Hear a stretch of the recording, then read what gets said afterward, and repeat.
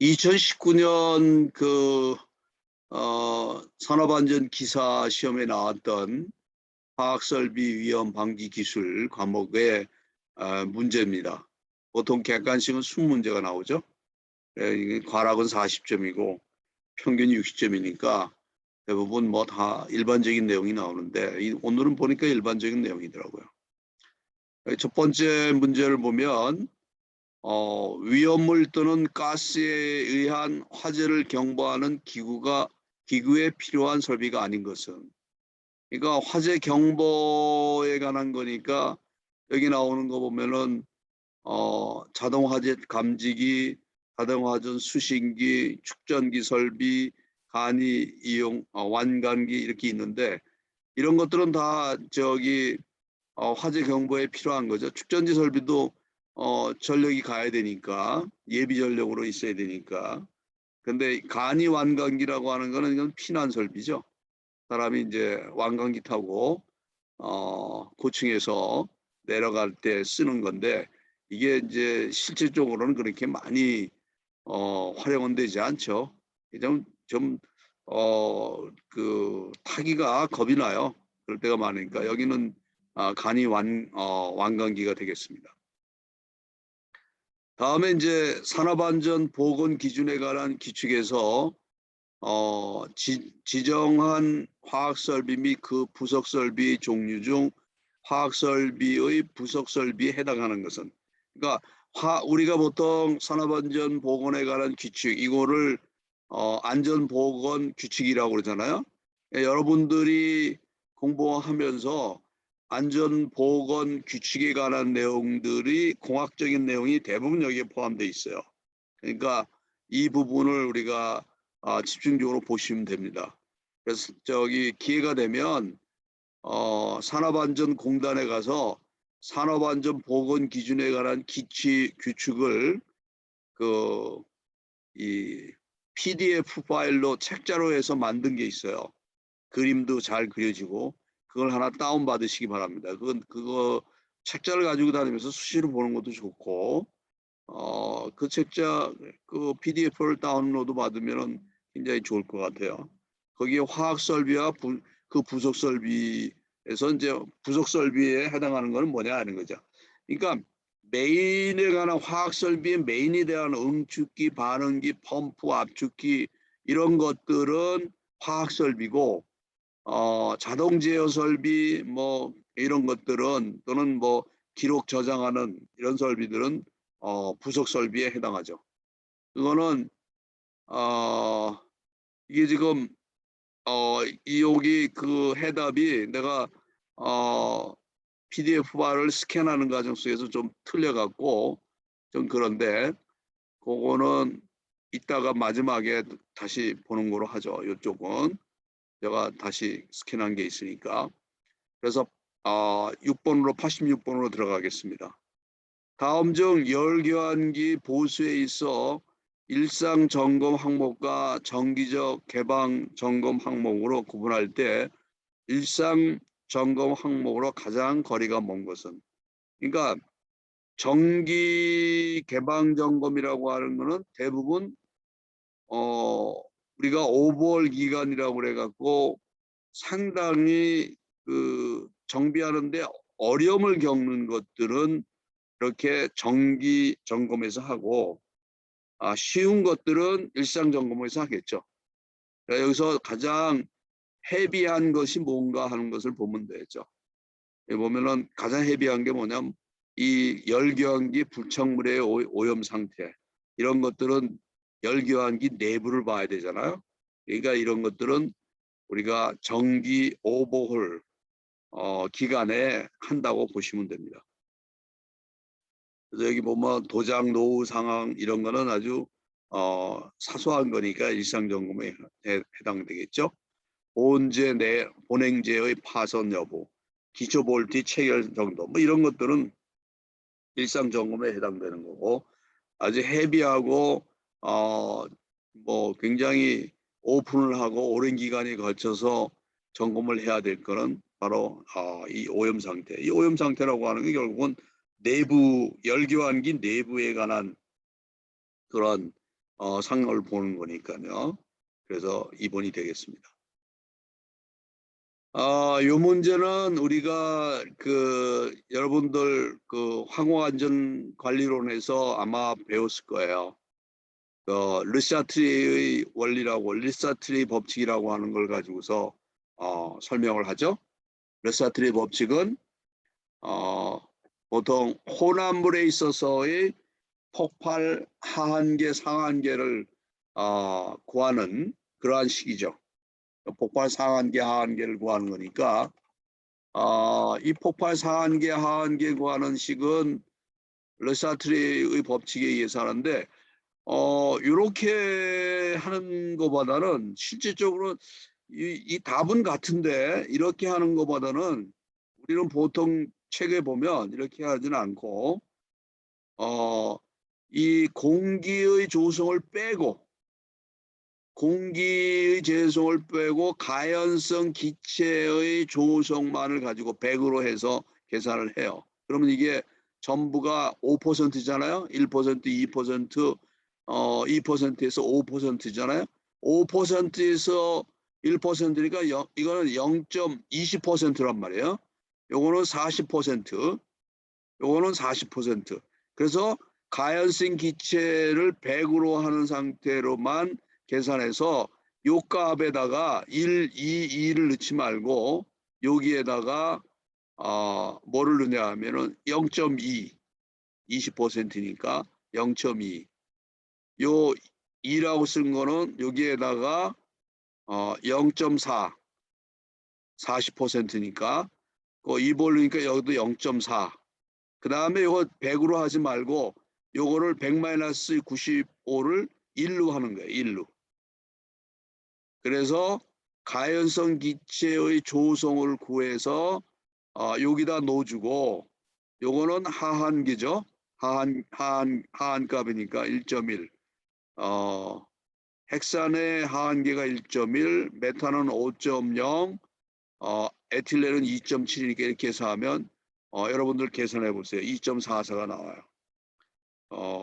이렇게 하는 거는 내가 아직까지 보지 않았어요. 답은 같은데 이렇게 해서 계산하는 방법은 이게 방법이 좀 문제가 있는 것 같아요. 그러니까 어떻게 하느냐. 가연성 공기의 조성을 빼고 요 가연성 기체의 조성만을 가지고 조성을 구합니다. 그러면 전체가 5% 아니에요? 그 5%의 1이니까 여기는 20%. 요거는 40%, 요건 40%예요. 요거를 우리가 소수점으로 얘기하면은 0.2, 0.4, 0.4니까 요 1, 2 대신에 0.2, 0.4, 0.4. 그다음에 100-95 대신에 1. 그렇게 해주면 2.44가 나와요. 한번 계산해 보세요. 그래서 그러한 방법으로 한다. 이 방법은 별로 좋은 방법이 아닌 것 같아요. 그렇게 해서 풀기 바랍니다. 그 다음에 이산화탄소의 소화약제의 특징으로 거리가 먼 것은 뭐냐 하는 거예요. 이산화탄소는 여러분들 잘 아시지만 질식 사고를 일으키잖아요. 이게 공기 중에 분사가 되면은 이산화탄소에 의해서 질식해요.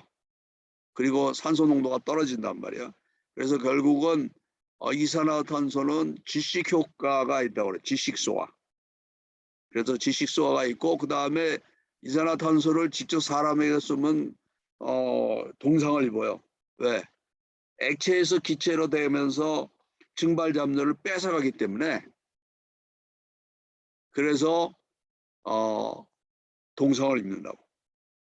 그래서 여기 특징을 보면은 전기 절연성이 우수하다. 그래서 이제 전기 화재에도 이산화탄소 소화약제가 쓰이죠. 그 다음에 액체로 저장할 경우 자체 압력으로 방사할 수 있다. 자체 압력을 방사해요.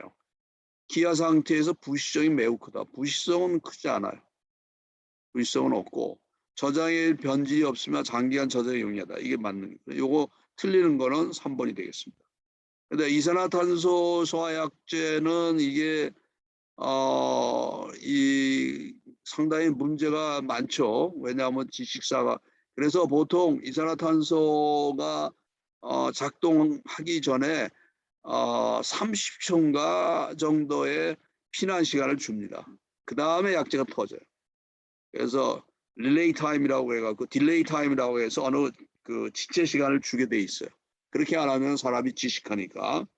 그래서 사람이 있는 곳에서는 이산화탄소 소화약제가 상당히 문제가 있다는 것을 여러분들 알 겁니다. 최근에 사고 난 경우도 많이 있죠. 그 다음에 요거는 그 산업안전 보건 기준에 관한 규칙 중 급성 독성 물질에 관한 기준 중 일부이다.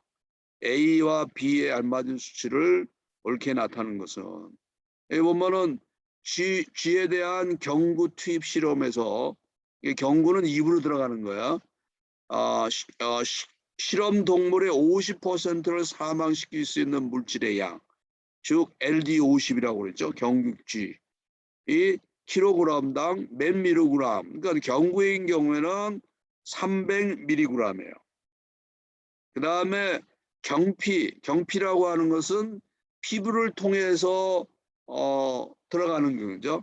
그래서 LD 경피, 그러니까 실험 동물의 50%가 사망하는 거를 LD50이라고 하는데, 요거는 lesser dose라고 한단 말이야. 양을 얘기하는 거야. 치사량이 이건 몇이냐면은 피부로 들어가니까 이거는 더 많은 양이 되겠죠. 1000mg이에요. 그래서 답은 이건 또 왜 이렇게 바뀌었지? 이거 두 번 나오네. 86이 두 번 나와요. 스캔하다 보니까 좀 그렇게 잘 안 되는 경우가 있어요. 그래서 30mg, 1000mg이 되겠습니다. 그다음에 요게 이제 잘 설명이 돼 있어요. 산업안전보건 기준에 관한 규칙 별표 1에 급성 독성 물질에 관한 얘기를 여기서 언급을 하고 있단 말이야. 그다음에 여기 보면은 4시간 동안 G에 대한 4시간 동안 흡입 시험에 대해서 50% 사망하는 경우에 가스 LC, 요거는 C는 뭐냐면 concentration이라고 해서 레서 농도를 얘기하는 거예요. 요거는 dose라고 해서 치사량, 이거는 치사 농도. 4시간 흡입에 2500 ppm 이하인 물질. 그러니까 이렇게 세 가지를 암기를 해야 되는 거예요. 300, 1000, 2500. 그렇게 암기를 해 주시기 바랍니다. 그 다음에 분진 폭발을 방지하기 위하여 첨부하는 불활성 첨가물로 적합하지 않은 것은 뭐냐? 탄산칼슘, 모래, 석분, 마그네슘. 마그네슘은 이거는 그냥 공기 중에 나오면은 그냥 산화되면서 화재를 일으키는 거예요. 그러니까 여기 보면은 마그네슘은 그 공기 중에 산소와 결합을 하면 그런 그 불덩어리가 돼버리죠. 그러니까 이거는 말이 안 되는 거죠. 분진 폭발을 방지하는 첨가물은 아닌 거죠. 다른 것들은 다 맞고 이렇게 보시면 됩니다. 다음 중 가연성 가스이며 독성 가스에 해당하는 것은 무엇이냐? 가연성 가스라고 하는 것은 우리 이런 수소, 프로판은 가연성 가스죠. 산소는 독성 가스가 아니고, 그래서 여기서 가연성 가스이면서 독성 가스인 경우는 일산화탄소가 되겠죠. 일산화탄소는 여러분들 잘 아시지만 뭐의 원인입니까? 탄산가스. 우리 일산화탄소는 옛날에 아궁이에 집어넣는 뭐예요? 갑자기 생각이 안 나네. 연탄. 연탄이 일산화탄소의 사망의 주 원인이었잖아요. 옛날엔 참 연탄 중독 사고로 많이 죽었죠. 네. 그런데 지금은 뭐 가스가 일반화되니까 그런 일이 없는데, 저는 일산화탄소가 불완전 연소 후에 일어났을 경우에 사망하는 주 원인이다라는 것을 여러분들은 아셔야 되겠습니다. 그 다음에 위험 물질을 저장하는 방법으로 틀린 것은 그래서 위험 물질을 저장하는 물질 보면은 여기에 뭐 황인은 물속에, 여기 보면은 칼륨, 나트륨, 황인 이런 것들은 전부 물속, 뭐 이런 것들은 자연 발화성하고 물질과 금속 물질이라고 얘기를 하고 있어요. 그런데 리튬은 그게 아니죠. 리튬은 물속에 저장하지 않아요. 리튬이 우리 지금 우리 리튬 전지, 우리 그 전지에 사용되는 이 물질로서 리튬이 굉장히 중요한 역할을 하죠. 리튬이 아니다라는 것을 여러분들이 아시면 되겠습니다. 다음 중 인화성 가스가 아닌 것은, 그러니까 인화성 가스라고 하는 것은 가연성 가스를 산업안전보건법에서는 인화성 가스라고 얘기를 해요. 그러니까 가연성 가스가 아닌 것은 뭐야? 산소가 아니겠죠? 인화성 가스에 수소 뭐 다 들어가는 이 가연성 가스에 해당되는 거예요.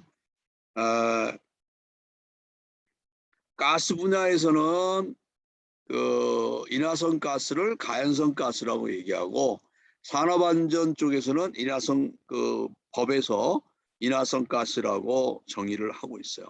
그러니까 잘 타는 물질이라고 보시면 되겠죠.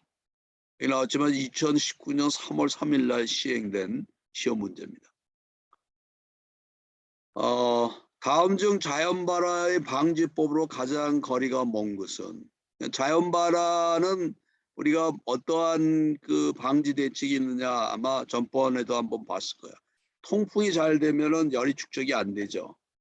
그 다음에 퇴적 방법이나 수납 방법을 생각해 열이 쌓이지 않게 한다.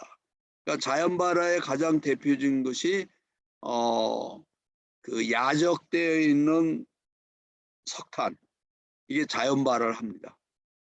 햇빛을 받으면은 그 자체 내에서 열을 축적해 갖고 그 AIT라고 하는 자연 발화 온도보다 그 열의 축적이 높아지면 거기서 발화가 되죠. 자기 스스로 발화가 된단 말이야. 그런 자연 발화. 그 다음에 저장실의 온도를 낮춘다. 습도가 높은 곳은 피한다. 이게 자연 발화의 방지 기본 대책. 내가 옛날에 서울과학기대에 있을 때 그 지라면이라고 하는 거를 가지고 학생들하고 실험을 했어요. 지라면은 뭐냐 하면은 니트로셀룰로즈예요. 지라면. 그래서 니트로셀룰로즈가 자연 발화 물질이에요. 그게 어디에 들어가냐 하면 페인트에 윤기 나게 해주는 게 바로 니트로셀룰로즈가 들어가기 때문에 약간 윤기가 나오면서 빛이 아주 좋게 보이는 게 바로 그 니트로셀룰로즈가 들어있기 때문에, 우리말로는 지라면이에요. 그거를 내가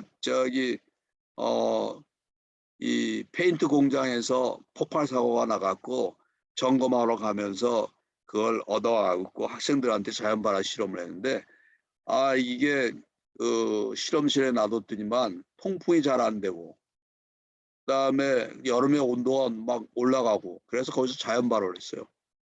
그래서 건물 태워먹는 줄 알았어요.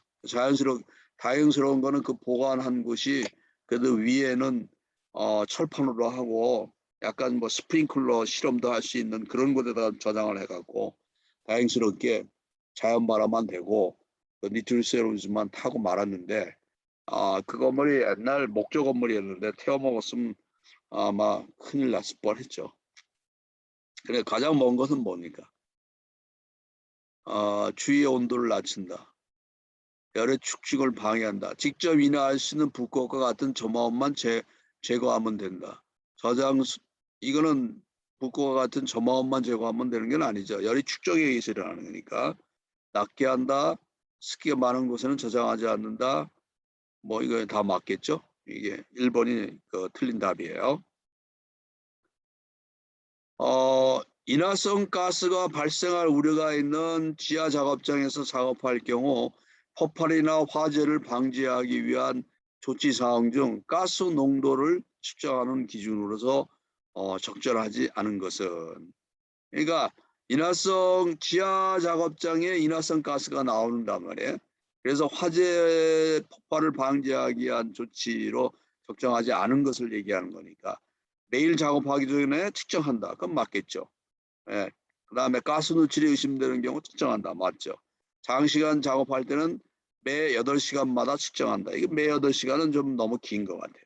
가스가 발생하거나 정체할 위험인 장소에 대해서 좀 말했겠죠. 요거는 틀린 답이 되겠죠. 그런데 보니까 4시간마다 하도록 돼 있어. 장기간 작업하는 경우에는 이 경우 4시간마다 가스 농도를 측정하도록 해야 한다. 그러니까 가끔가다 우리 필답 우리 2차 시험을 볼 때 1차는 객관식이고 2차는 필답형하고 동영상이잖아요. 이러한 것들을 쓰는 것들이 시험 문제에 많이 나와요. 이런 것들. 이런 것들. 지하 작업장에서 뭐 이런 경우에 뭐 어떻게 하는 거냐. 화재 폭발을 방지하기 위한 조치를 써라. 그러면 이렇게 4가지를 써야 되는데 보통 필답형이라든가 작업형 동영상 시험 문제에서는 3개 정도 쓰도록 해요. 왜? 점수를 한 곳에서 많이 줄 수 없으니까 3개 정도 쓰니까 이 중에서 가장 암기하기 쉬운 거를 암기하는 게 가장 좋은 팁이에요. 긴 거보다는 이렇게 짧은 것들 이런 것들을 암기하는 게 하나의 팁이다라는 것을 말씀드려요. 보통 3개를 쓰라가 대일반적인 경우다. 다음 중 가연성 가스가 밀폐된 용기 안에 폭발할 때 최대 폭발 압력에 영향을 주는 인자로 가장 거리가 먼 것은 뭐냐. 그러니까 밀폐 공간 내에서의 폭발이니까 여기서는 가연성 가스의 농도에 따라서 달라지겠죠. 몰수. 가연성 가스의 초기 온도가 높을수록 폭발 위력은 커요. 가연성 가스의 유속, 이건 아니에요. 유속은 별로 의미가 없죠. 가연성 가스의 초기 압력, 마찬가지예요. 그러니까 3번이 가장 거리가 먼 것이다 라는 것을 볼 수 있어요. 주요 원인은 온도, 농도, 초기 압력, 용기의 형태, 발화원의 강도. 그러니까 발화원의 강도라고 하는 것은 발화 에너지의 강도를 얘기하는 거야. 에너지를 많이 띄고 있느냐, 적게 띄고 있느냐 하는 그런 것을 얘기를 하고 있는 겁니다. 그리고 이제 아까 우리가 못했던 거를 보면 여기에 보면 이거 아닌가? 이거구나. 80, 78. 거꾸로 된 거가 어디 갔어? 이건가? 잘못 올렸나?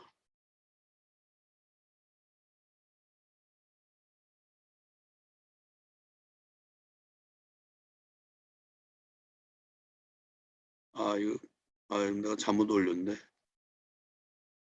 그거는 그렇게 해서 마무리 짓는 걸로 하죠. 그건 다음에, 이거 이상하다. 공유 중지. 그 다음에, 잠깐만요. 내가 저거 좀 하고, 녹화도 중지해야 되는데, 녹화 중지 어디